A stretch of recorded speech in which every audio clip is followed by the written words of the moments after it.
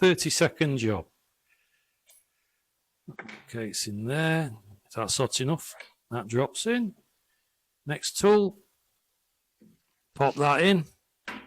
Little tap to push it in place. Pops in, pulls out, done. Let it cool down naturally. Don't use water because you can crack the casing.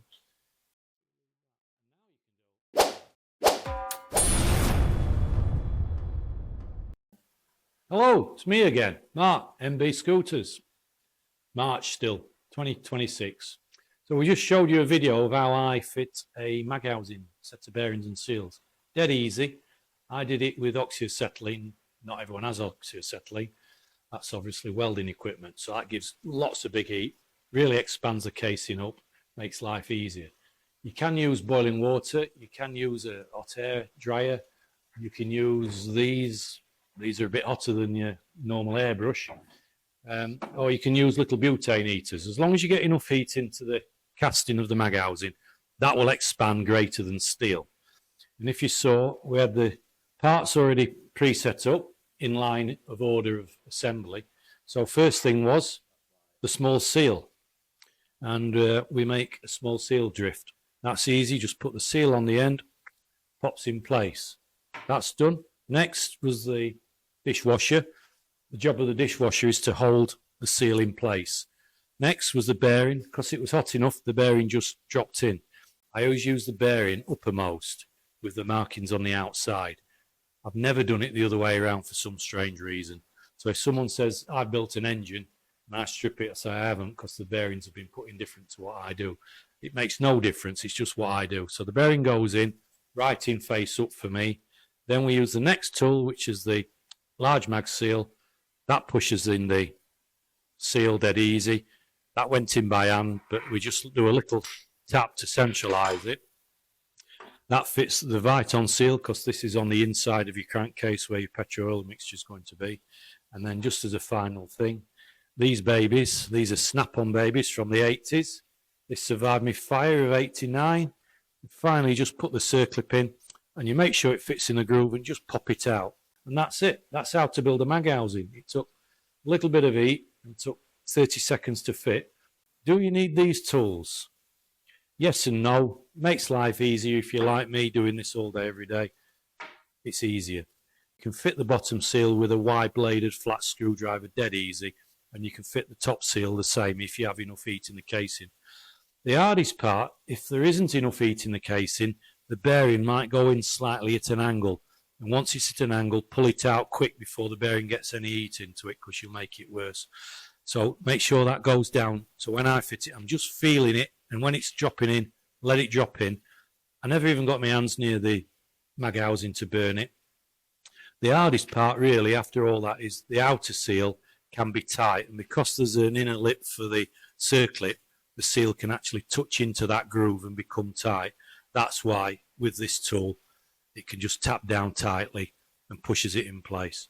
And there you are. That's it. I've just shown you how to build a mag housing. And we just forgot to say it was a GP200 style mag housing. And they use slightly different parts inside. So what we've fitted is a GP version, this version. The GP version uses a wider bearing to get better rollers. Early bearings were all steel caged and they had small rollers. GP200 had rollers more like an LI as they are now. But in the 80s, I found these nylon caged bearings. We used them in the bus depot. It was just a common metric bearing at the time. And the idea of the nylon cage is it'll take higher temperatures and higher rev ranges. So we all use them. And the rev range for that bearing and this bearing is perfectly fine for this design in a center design. So what I did was I fitted the first outer seal, we fitted the dishwasher, fitted the bearing, fitted the large seal, which is brown in this case, and then we fitted the circlip. Everything fitted in nicely. Now, why is this one black and why is this one brown?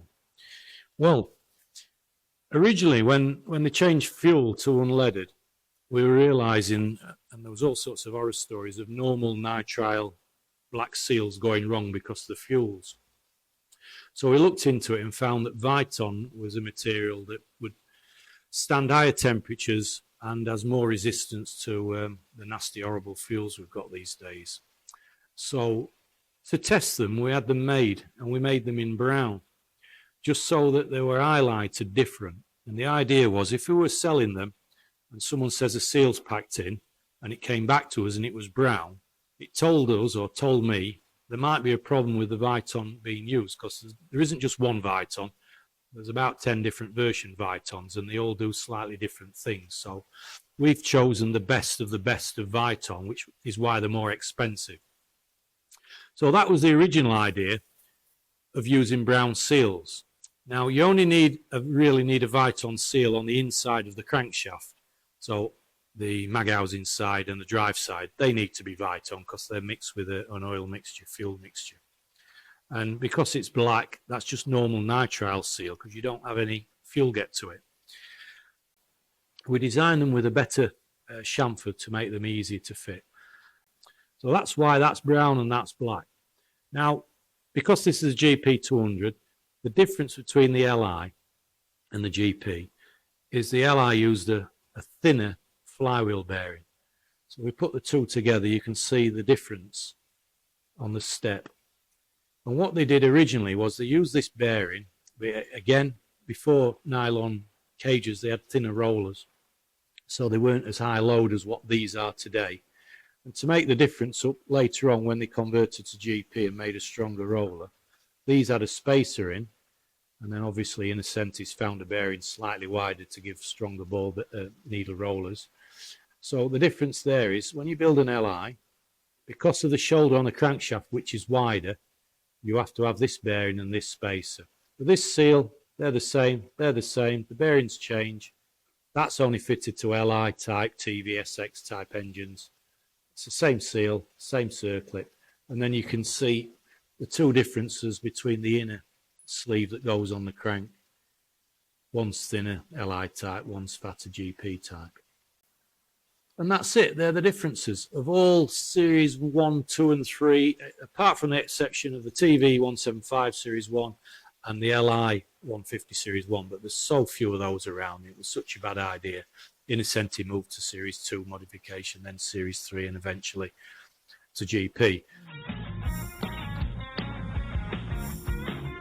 LambrettaSpares.com